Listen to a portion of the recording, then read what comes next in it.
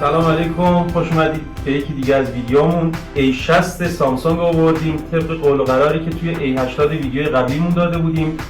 اسپانسر عزیزمون وان موبایل هست. لطفاً از سایتشون، تلگرامشون، اینستاگرامشون دیدن بفرمایید، بازدید کنید، حمایت کنید و خود ما رو هم یادتون نره ساب کنید، البته یعنی سابسکرایب کنید، کامنت بذارید، لایکمون کنید، به دوستاتون معرفیمون کنید و به زودی همونطور که قول دادیم نوت 10 رو قطعاً آنباکس کنید. جمله‌شون خب بریم واسه آنباکس.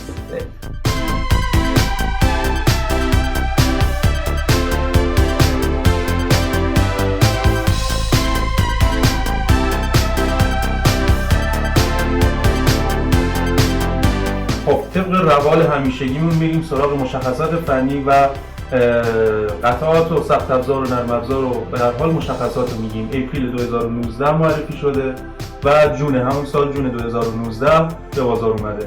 وزنش 186 گرم اشکان در دو نسخه تک سیم کارت و دو سیم کارت هیبریدی به بازار اومده.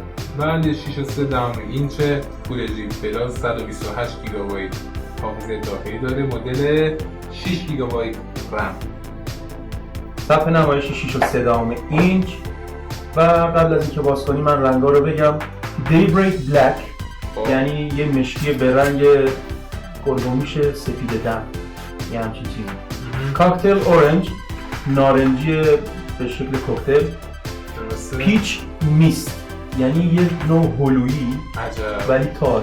ببینید شما میتونید اینجا رنگا رو هم یاد بگیرید. این یکی دیگه از نکات نسلیانه که به شما آموزش رنگ زبان به صورت زبان‌های مختلف میده. خب کاتالوگا که این بار ظاهراً واسه اون بخش آسیای شرقیه.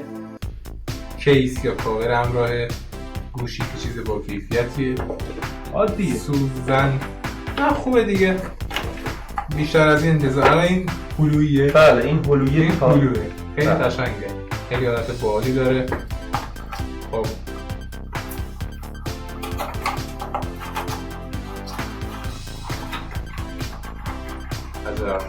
جعبه سختی داره.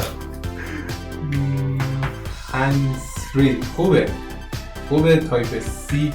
بله جک 3.5 میلیمتری نداره اینا. درسته. خب همون شارژر هم که تایپ سیه. بله این هم از شارژر 15 وات که خیلی چیز خوبیه. بس شارژ گفتم چند میلی آمپره؟ باتری گوشی 3500 میلی آمپره. درسته. نسبت به اینکه صفحه نمایش گوشی 6.3 اینچه یعنی باید این باتری خیلی خوب جوابگو باشه. درسته. خب هوشیار بریم سراغ خود گوشی رو روشن کنیم. خب هوشیار مشخصات سخت افزاری هم توضیح بده. خب در مورد مشخصات سخت افزاری گوشی، چیپست گوشی کوالکام اسنپ دراگون 675، سی پی یو گوشی اکتا کور یعنی 8 هسته‌ای و جی پی یو گوشی ادرنو 612. بله. کلیدا رو معرفی کن. تا 1 ترابایت هم میشه روش مموری ساپورت بشه. خب چیه؟ اینو رد کن. رنگ باحالی داره ولی من زیاد به دلم ننشست. خب یکم شبیه جعبه مداد رنگی. نه ببین قشنگه، حالت انعکاس نورم یه حالت قشنگ رنگین کمانی بهش میده ولی نمیدونم من به دلم نمیشینه. خب به هر حال خب صفحه هوشیار که چیز تمام صفحه نیست به هر حال معمولی فعلا. بله. دوربین که بالا سمت چپ، دوربین سلفی. خب دوربین‌های پشتی یه 32 یه 8 یه 5 مگاپیکسله که با کیفیت 4K و فول اچ دی 30 فریم بر ثانیه فیلم برداری میکنه. دوربین جلویی هم 16 مگاپیکسله که 30 فریم بر ثانیه فیلم برداری میکنه. ویژگی‌های مثل HDR و پانوراما و اینا رو هم دارن. و جلوی گوشی رو که گفتیم این سمت جایگاه سیم کارت و مموری، کلید کم و زیاد کردن صدا و پاور یا قفل صدا. بالا که طبق معمول سنسور، پایینم جک شارژر، جک که نه پورت شارژر، جک 3 میلیمتر هم تو که گفتیم نداره. میکروفون و بلندگو. فینگرپرینت هم که همین پشتی که من واسم عجیبه که چرا آندر دیسپلی نداشتم. خب از A70 خب دیگه این سیستم رو تعبیه کردم. روشن کنید گوشی. بله روشن کنید. بلوتوث نسل 5 داره. سیستم عامل گوشی اندروید 9. و صفحه نمایش هم گفتم هم نمایش 6 و 3 اینچ. بله فول اچ دی پلاس که 409 پی پی آیه. این هم یه توضیحات اضافه. قیمتشان 290 یورو. اوریجشه که قیمت مناسبیه. خوبیه. قیمتش واسه اروپا پایینه. خب این گوشی قبلا راه اندازی کرده بودیم. کیفیت صفحه طبق معمول بالاست. یه بار بده پایین بازم. سیاه‌ها چیه میاره؟ من ای‌های دیگه ندیدم اینا. این چی میگم؟ آره. معمولا همون فونت عادی می‌نویسه و این یه پزنی سیاه هم داره. والا نمیدونم. حالا شاید بهش اضافه کردم چون قبلا راه اندازی شده، شاید هم دستکاری شده باشه. نمیدونم. به هر حال کیفیت صفحه خوبه، والپیپر زیبایی داره. رابط کاربری سامسونگ به نظر دلنشین تره یا اشیاء؟ من از دیرباز نظر شخصی خودم رو بخوای رابط کاربری سامسونگ رو خیلی بیشتر میپسندم. به نظر منم حالت جذابتری داره از لحاظ اپلیکیشن و شکل اپا و غیره. مال سامسونگ شاید دلنشین تر باشه. حالا شاید هم واسه این بوده که جز اولین گوشیایی بوده که این رابط کاربری ناخودآگاهمون مونده. البته خب آپدیت ها و ورژن‌های جدید اندروید قطعا تغییرات زیادی کرده، ولی یه حالت جذاب و کاربرپسند داره. همون زمانم که رقیبای مثل HTC و LG خیلی قوی‌تر گوشی‌هاشون رو مثلا عرضه می‌کردن، سامسونگ به نظر من اینترفیس یا رابط کاربری بهتری رو ارائه میداد. حالا ولی همه چیز برمیگرده به سلیقه. خب هوشیار دوربین تست کنیم. عزیز هوشیار بریم واسه تست دوربین. بله گلدون عزیزمون در خدمت. هر بار همینو میگی بس دیگه.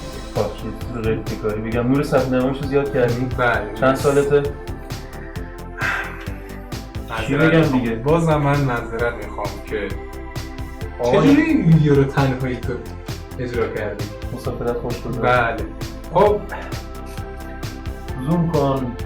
زوم خیلی خوبی داره اما کاملا یعنی محسوس کیفیتش در زوم حد اکثری در مقابل A80 پایین تره، اما باز مقابل حالا نمیگیم نابودش میکنه ولی تیره و تاریش رنگ بندیش کاملا غلیظه، کاملا قابل قبوله. من که به نظرم جزو کیفیتایی که کاملا شما رو راضی میکنه، ولی یه جوی تیره تره.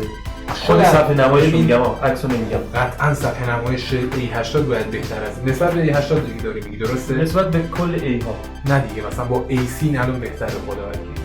ببین شما اگه کیفیت رو از لحاظ دوربین و غلظت نور و رنگ بندی رو در نظر بگیری، قطعا اون دوربین بهتری داره، چیز عادیه. ولی صفحه نمایش خب باید در مقابل A70 و A80 این یکم به هر حال کیفیت پایین‌تری هم داشته باشه. خب پول کمتری هم شما صرف گوشی می‌کنی، پس عادیه. A80 که یه چیز دیگه بود. بله 100%. ولی در کلی هم راضی کننده است. بریم واسه سلفی. آقا یه استایلی که تکراری نباشه.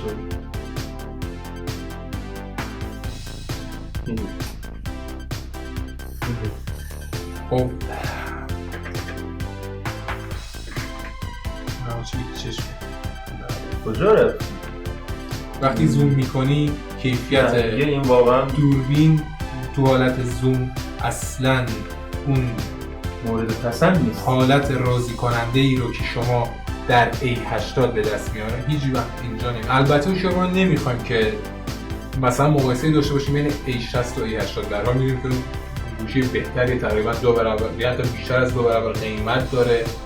خب ولی به هر حال دو تا ویدیومون پشت سر هم بودن. آره خب میگم که دوربینی که شما تو سلفی اون دوربین حالتی چرخشی پاپاپی که اونجا گیرتون میومد و تو این گوشی انتظار نداشته باشید کیفیت همسان و مساوی داشته باشه. از اتاق فرمان اشاره می‌کنم تو کاد نیستی، برو تو کاد. چشم. بله. تو کاده.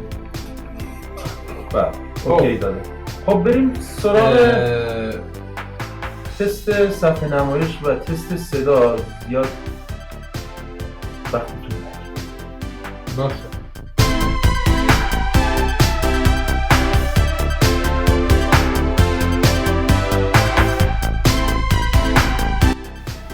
هوشیار بریم واسه کیفیت صدا صفحه رو تست کنیم. البته کیفیت صدا خوب صفحه دیگه همچین احتیاجی به تست نداره، صفحه نمایش کیفیت خوبی داره. یکی از صدای موزیک ویدیو از لینکن بله، پارک، لینکن پارک. آهنگ What I've done. What I've done.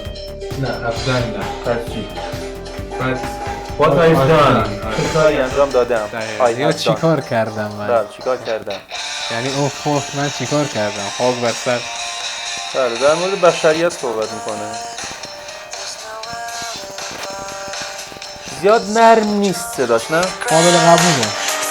من یکم نویز احساس میکنم، مثلا خراشه.